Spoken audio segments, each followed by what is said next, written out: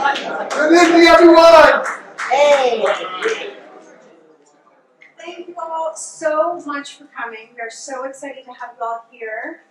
Before we jump in, I just want to acknowledge something that is probably abundantly clear by now, but this is not a grand opening. If this were a grand opening, we would have moved boxes and polished the floors and maybe even found the light switches. So this is truly an invitation to the ground floor Extreme Makeover Science Center Edition experience.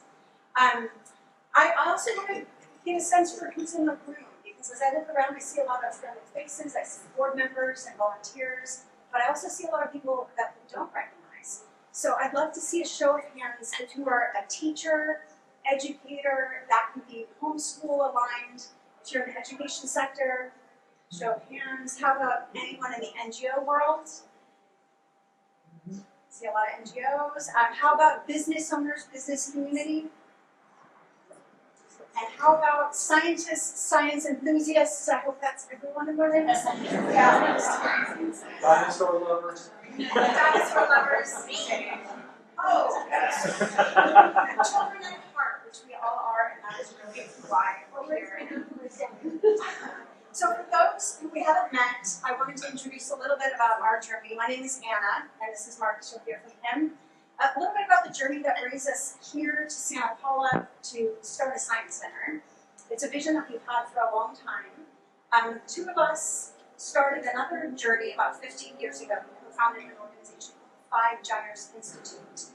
And we set out some big questions, literally sitting at our kitchen table, about the extent of plastic pollution and what we could do to solve the issue. And that kitchen table sketch has grown over the years to a global movement, research organization that's been doing research on plastic around the world. Thank you. Oh, well, thanks so much. Nothing that anyone does is a solo journey. All of this has been a team effort. And some of the critical things that we've learned along our journey with 5 Gyres are that science, good science, paired with coalitions, paired with partners, and with good mission, good messaging, can change policy that protects people. Science can move industries to shift. But in order to really leverage this tool towards future change, we need to start early. We need to engage our youth and our families before there are barriers and biases. Now, we're living in a moment of unprecedented change, unlike anything our culture, our world has ever seen. According to the World Economic Forum, 44% of workers' core skills will be disrupted within the next 5 years. And over 60% of young people today will work in jobs that don't even exist yet. At the same time, global trust in science is eroding, and we've all seen this troubling trend, that misinformation travels faster than facts. Studies from Stanford and MIT show that a majority of middle and high school students struggle to distinguish evidence-based information from false or distorted online content. Now, I don't believe I need to tell this audience here that the advent of social media and AI pose some serious challenges to the way that we all share and receive information. As a mother, these are topics that keep me up at night. Our young people are growing up in a rapidly changing world where they're being asked to navigate a flood of unprecedented technology, environmental uncertainty, and information without the tools that they need to make sense of it. But this is also a moment of tremendous possibility. Incredible breakthroughs in renewable energy, biotechnology, robotics, and AI are reshaping everything from agriculture to medicine. Now, these are tools that can either solve these global challenges or make them much worse. This all depends, though, on who understands these tools, and most importantly, who has access to the tools, and who is invited to truly feel like they have a role in shaping the future. Research also shows that students who engage in hands-on STEM are more likely to pursue higher wage jobs, more likely to vote, and more likely to contribute to healthy, resilient communities. But across the US, access to experiential science is wildly uneven, especially in semi-rural and working-class communities. So that's why we believe that now is the moment, here in Ventura County, to come together to invest in science literacy, hands-on learning, and innovation for every young person in Ventura County. That's why we wanted you all to come here tonight, because this is a journey that's going to involve every single one of us, and we want to invite your participation. With that, I'm going to have Marcus come up and share a little bit about the vision for what we see in this building, a little bit about this incredible historical building. We want to acknowledge some of the incredible friends and collaborators who have helped to make this moment, just the beginning of this journey, possible. And we're going to hear in a moment from an incredible vision of a makerspace, Alex Wolf. I think many people know about what he's been doing in East Ventura and what we want to strive to replicate here for our next generation. So with that, I'm going to invite up Marcus.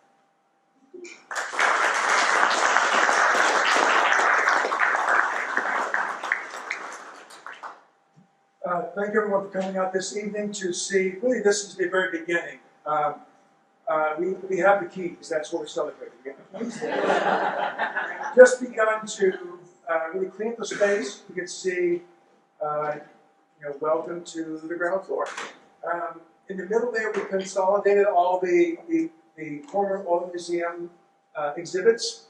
Many of the artifacts have gone, now they're all upstairs, will be archived. And now we're beginning to move in some of our exhibits. So a few pieces like these Mars rover wheels, and there's a bundle of plastic bags with camel stomachs and dinosaur bones. It's coming in slowly, but it's a lot of work left to do. But I want to share with you the vision. This is not just something we have the keys, but also wanting to hear from you some feedback. So you'll see around the building there are these papers on the wall with a prompt question, Post-it notes and a Sharpie. And feel free to share your ideas with the prompt question asks, and then where you might be resources, opportunities, support in the county to help us envision a wonderful science center. But I want to share with you what this science center is about, our philosophy, and what we're doing now, what we'd like to do in the future. So very quickly, why a science center? Well, we're sandwiched between Santa Barbara County, LA County, both of which have zoos, have natural history museums. There's a huge science center, a space shuttle down south. We need more of those resources here. So that's one big reason. And also, this is this Venn diagram is our big picture philosophy, what we're about. As we think about how fast the future is changing, how do we design the future that benefits everyone, that elevates all people? At the same time, can we preserve our biosphere while our population grows, the resources are more scarce, and technology moves us a whole new direction? So these three are foundational to our organization. Next. But there are these six categories of the work that we do. Now, quickly run through these.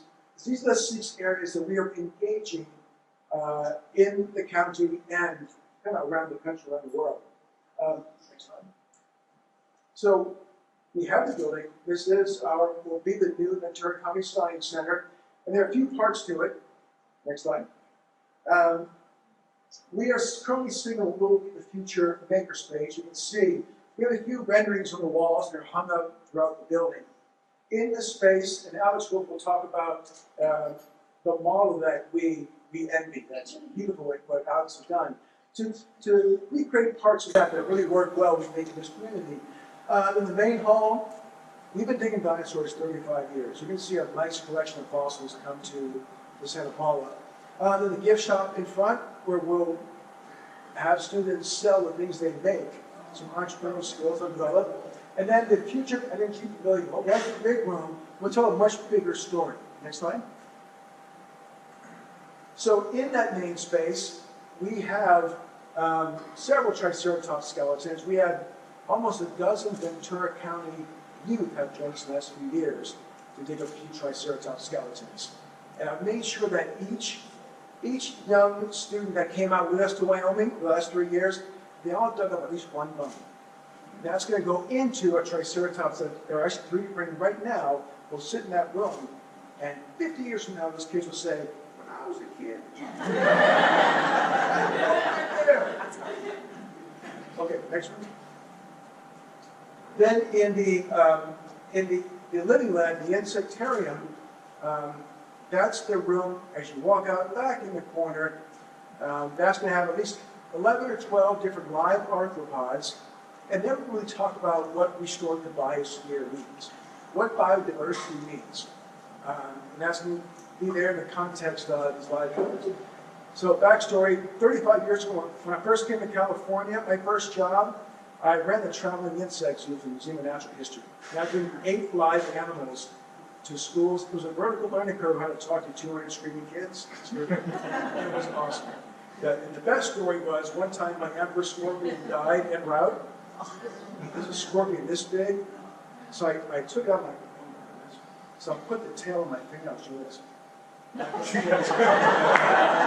And one little kid said, "That's dead."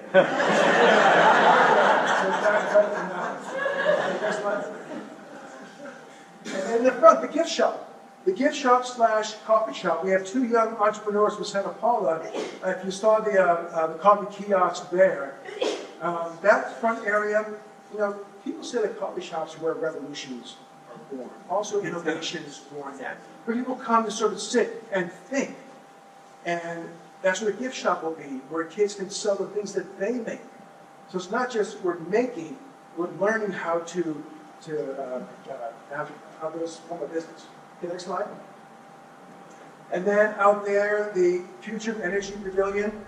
We are not blind to the historic importance and value of this building. It is a valuable resource, the Union Oil Building, where California oil exploration really began. And the chance to have transformed this into a science center that respects history in the context of the entire timeline of history of energy. Not just from past to present. Where's the future taking us? What are new technologies that can power? I mean, civilization of currency is energy. And future demands can be huge. It's not going to use oil and gas. So exploring that. And what are the jobs for our young people in the future as this energy portfolio transforms? Next slide. In the makerspace. I won't go into this because Alex is going to talk this in a second. Next slide. So right now, my friend Frank. Frank, are you here?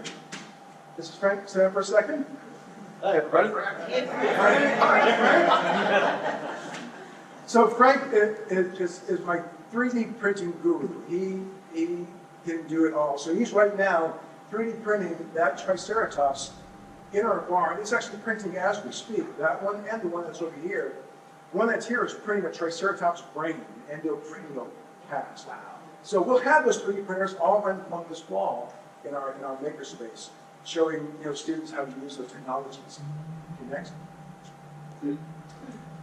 So, in addition to the building, outside the building, more things happen. Our work in schools, we have this amazing opportunity, thanks to the school district and Jeff Weinstein and the Aspire team, invited us to do STEM programs. It's our first year as a science center here, and we are now in 7 schools in Santa Paula, 2 hours a day, 5 days a week. Is Teria here? Teria? Hi, Teria.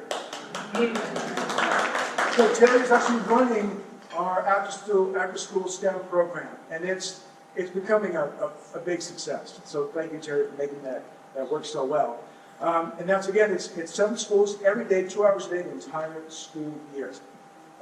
And we have a lot of outreach programs offered to schools. I was at Ventura Charter, actually, a few weeks ago, doing the program.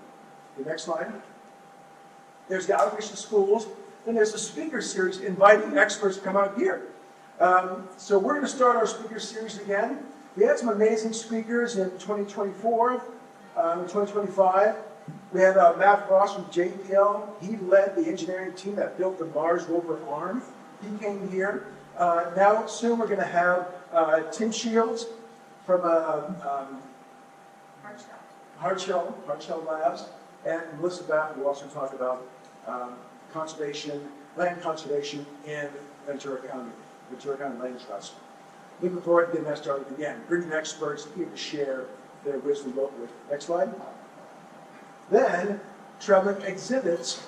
We just had an exhibit that came back from Hong Kong last year. One at the Putnam Science Center in Davenport, Iowa came back a year and a half ago as well, and a couple others. So one thing we envision is in this makerspace, building multiple exhibits. It's typical for big museums to make like big exhibits and go to big cities.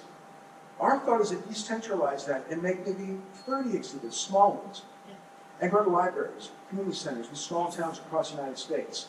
And have the students here build those exhibits and explore those concepts. Okay, next slide. Our expeditions. As I mentioned, we had at least a dozen Ventura County students come dig dinosaurs with us. We've been doing this for over 3 decades, and we'll do it for decades to come. Maybe not me, but we'll keep going. And a couple articles in the Santa Paula Times just recently. Okay, next slide. And I want to share with you one amazing fossil that's coming to us. So for me, I enjoy not just the teaching of science, but the doing of science. I co-authored this paper. It came out a few weeks ago in the journal Science about a duck-billed dinosaur. Anybody heard of a duck-billed mummy a few weeks ago? Okay, so that dinosaur, there were 2 dinosaurs in that paper, and one we collected 2 decades ago. That amazing dinosaur, next slide, that amazing skeleton, that's the first evidence of a hoof on something other than a mammal. And that's going to come here. And it has this amazing row of triangular scales down the back. Its entire body is covered with scales. We have it from the mid-chest to the tip of the tail. It is a world-class fossil. It would be an envy of paleontologists. Here, it's going to fall. All right. Next slide. And that's it. Full steam ahead. Thank you.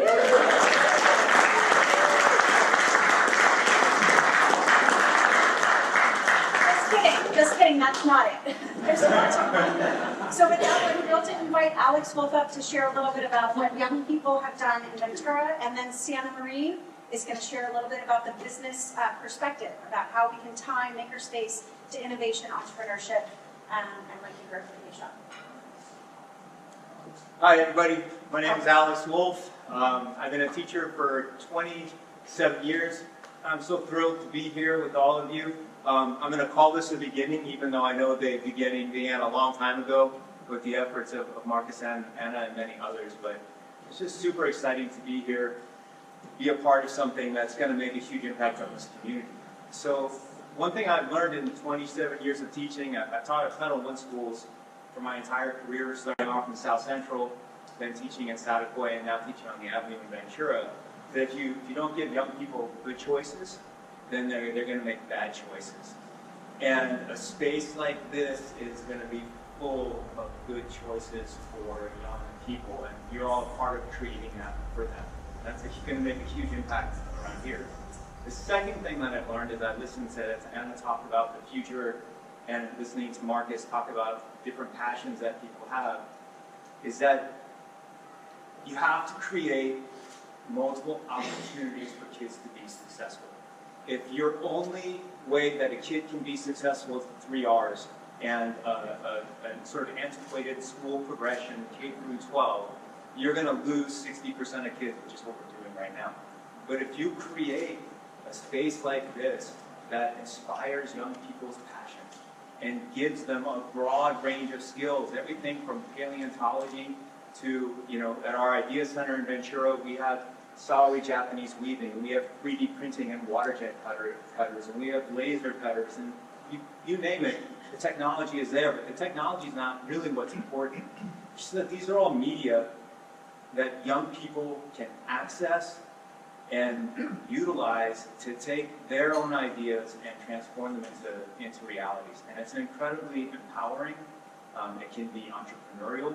We'll hear about that in a minute, where kids are making money, but it can also just be a way of expressing love and a way of expressing passion through your ideas. And you guys are all right now a part of creating that here for this community and beyond. And I'm thrilled to be able to help in a small part of it.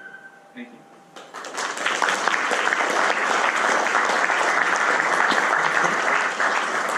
I'd love to invite up Sienna Marie, who is a local business owner in Ventura, to just share how she uses the services of these young people. Hello everyone, my name is Sienna Marie Sesma, and my company is your Promotional Resource Girls, and I have a big heart space for Santa Paula. I spent 7 years here in this lovely little sweet town, so I got lots of great hugs tonight. It was amazing. And I now live off the avenue in Ventura. And when I discovered the Idea Center, I was so excited about the educational opportunities, the science side of it, and everything that the Idea Center offered. Well, with my business, I outsource some of my contract work, some of the creation of the products that I actually sell. And when I discovered that these kids were making some of the things that I needed in their space, I thought it would be a great opportunity to give them the opportunity to figure out how to turn what they're learning into a way to make money. And just to, even if it was a little bit at a time. So my first project I did, I needed some printing done just in a small run. And I have my own large screen printing facility, so I don't need that. But what I really felt is the kids needed an opportunity to see the other side of it. So I gave them the opportunity, and they had to bid on the project. And they gave me, some of them texted me, and some of them wrote me an email, but whatever they did, whatever the form they chose, they had to bid on it, and then I gave the project to one particular person. And then at the end of it, when they created the project, I gave them a deadline, how they had to present it to me, and everything, and coached them as much as I possibly could. And at the end, they go, okay, that will be so much dollars. And I said, no, now you need to give me an invoice, and you need to send it to me, and then you need to set up an account that I can actually put the money into. So we went through that whole process. So I've had the opportunity to work with some great team members and great youth there to do embroidery, screen printing, digital printing, laser cutting, and all types of services there. But as business people, we have a really great opportunity to take any of the knowledge that we have as entrepreneurs and really just share possibility with these students, because I was given opportunity when I was a young kid. I wasn't very fortunate to go to school. I finished school when I was 16 years old, and I have been an entrepreneur ever since, and I'm quite proud of that. But a lot of kids aren't given the tools, so this is a great opportunity to give them the tools, but as business people, we can take it a step further, so thank you.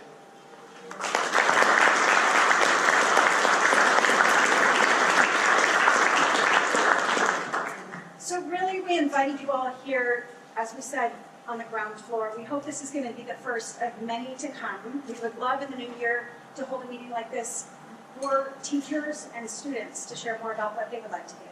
But we have so many thank yous, and I want to thank everyone in this room, particularly the city.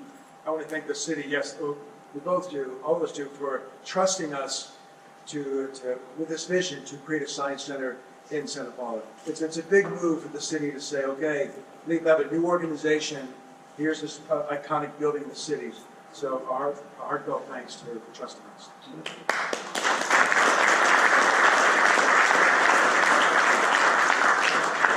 And a thank you to all the volunteers who helped us set up the room, to our board. We're all volunteers. Actually, could I have our board members stand up? And you're going to hear from our board chair in a moment. We have Melissa Batha, we have Gary, who has been one of our key volunteers, Dr. Liz Garcia,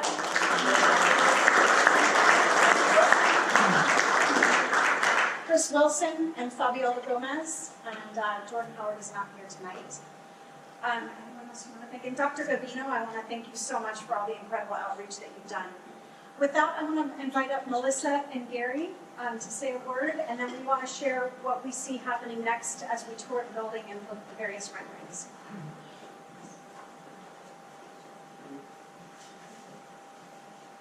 So, as Marcus and Anna so well put in the beginning, this is the beginning, and we need your help in terms of getting the word out about what we're doing here.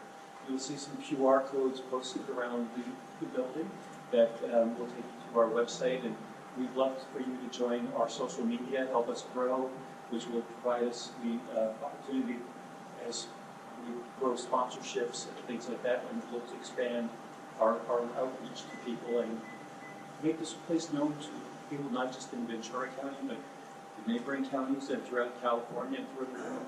So we really appreciate if you would sign up for our social media accounts and follow us, and look forward to being part of the journey.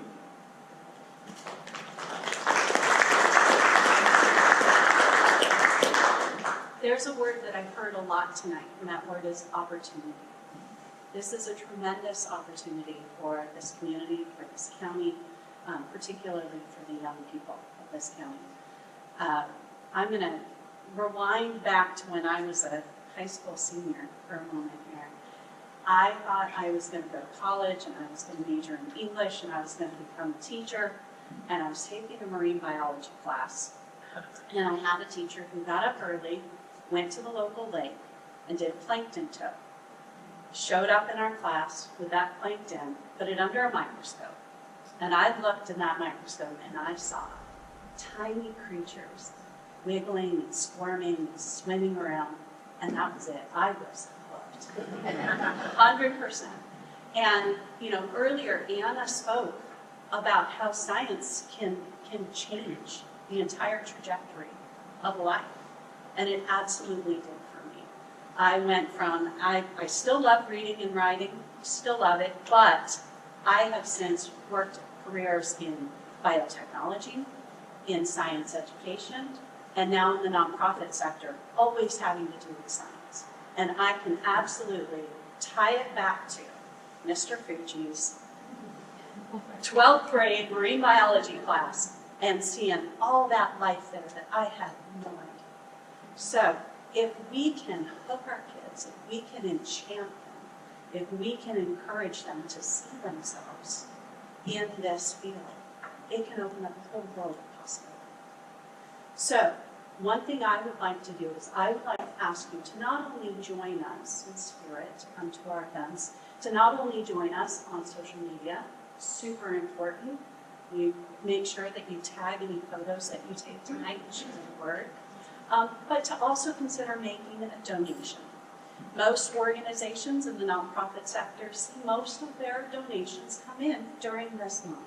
And so if you're thinking about maybe making a contribution to an organization and you want to think about opportunity, you want to think about the potential for changing lives, then consider making a donation to this organization. You can do that, again, using those QR codes. You can write us a check. You can talk to us any number of ways. We will be happy to accept your help. We really appreciate you all being here, and we hope that you help to spread the word about this really transformational thing that's happening right here in Santa Paula. So thank you again for being here tonight. And Anna, coming back up? Yes. Okay. Thank you.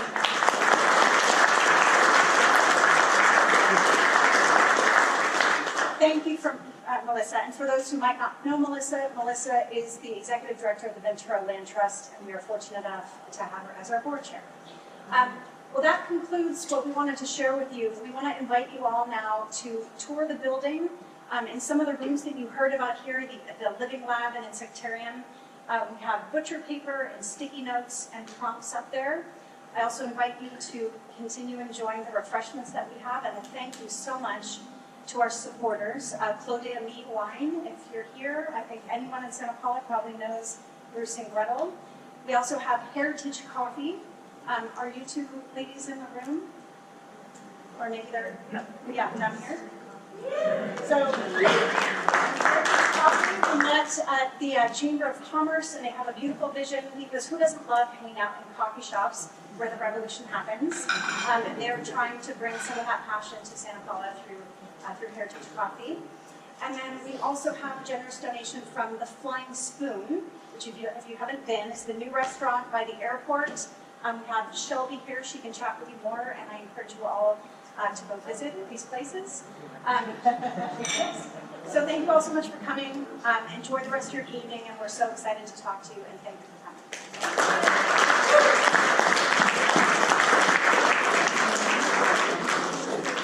Maria, please.